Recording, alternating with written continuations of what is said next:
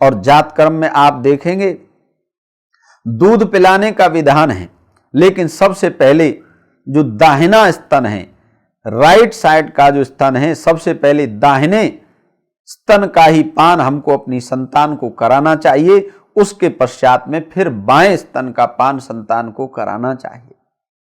ध्यान रखना, ये जातक कर्म संस्कार वो विधि है जिससे जन्म होते ही हम एकदम तैयार रहेंगे अपने बच्चे के निर्माण के लिए। और फिर जिस कक्ष में, जिस कमरे में जच्चा और बच्चा रहते हैं, संतान और वो मां रहती हैं, वहां पर एक कलश जल से भर करके सिरहाने की तरफ रखा जाता है। अर्थात जिधर मां का सिर रहेगा उधर एक जल का कलश भरा हुआ रखा रहेगा और रोजाना 10 दिन तक लगातार सुबह और शाम, प्रातःकाल और सायंकाल पिता जो हैं पीली सरसों और भात को मिला करके आहुति लगाते रहेंगे रोजाना। और उस समय जो मंत्र है वो मंत्र बहुत, 2 ही मंत्र हैं, ये 2 आहुति रोजाना लगानी है, सुबह भी और शाम को भी। सरसों, पीली सरसों हो तो बहुत उत्तम, और भात को मिला करके आहुति लगानी होती है। इन मंत्रों में ये कामना है कि कोई भी दुष्ट आचरण वाला व्यक्ति, देखो सारे लोग संसार में अच्छे नहीं होते, कोई दुष्ट व्यक्ति की छाया भी इस हमारी संतान के पास न आने पाए। अर्थात कोई भी गंदा व्यक्ति, गलत आचरण वाला व्यक्ति, चाहे वो स्त्री हो या पुरुष हो, वो हमारी संतान के पास नहीं आने चाहिए। यह वेद में कामना है। और रोजाना जो पिता सुबह भी और शाम को भी यही कामना करेंगे कि हमारे घर में कोई भी दुष्ट व्यक्ति ना आने पाए, क्योंकि अभी अभी संतान का जन्म हुआ है, बच्चा छोटा है। इसीलिए आपने देखा हो, कहते हैं 10 दिन तक बच्चे को उसी एक स्थान पर ही रखना चाहिए। छोटे जन्मे हुए बच्चे को आप बहुत ज्यादा इधर उधर ले जाएंगे तो कोई न कोई रोग लग सकता है, कोई न कोई बीमारी लग सकती है, और वो बीमारी हवा से लग सकती है।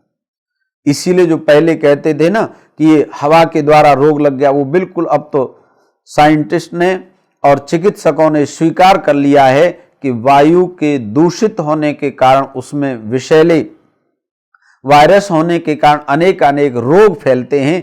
इसलिए 10 दिन तक सुबह और शाम सरसों डाल करके और भात मिला करके आहुति लगाई जाती हैं। इससे एक और लाभ होता है, जहां पीली सरसों और भात को मिला करके गाय के घृत से यज्ञ कुंड में जो तांबे का होना चाहिए उसमें आहुति लगाते रहेंगे तो कभी जच्चा बच्चा को, प्रसूता मां को बुखार नहीं आ सकता। ये बुखार बहुत खतरनाक होता है।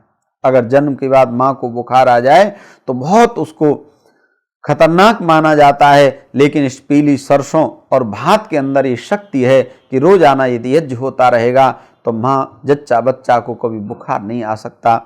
इसलिए धर्म ज्ञान चैनल ये चाहता है कि हमारे घरों में, हमारे परिवारों में बच्चे सब प्रकार से स्वस्थ हों। देखो, एक छोटा सा बच्चा यदि बीमार पड़ जाता है तो आप सब जानते हैं कितनी परेशानी होती है पूरे घर को।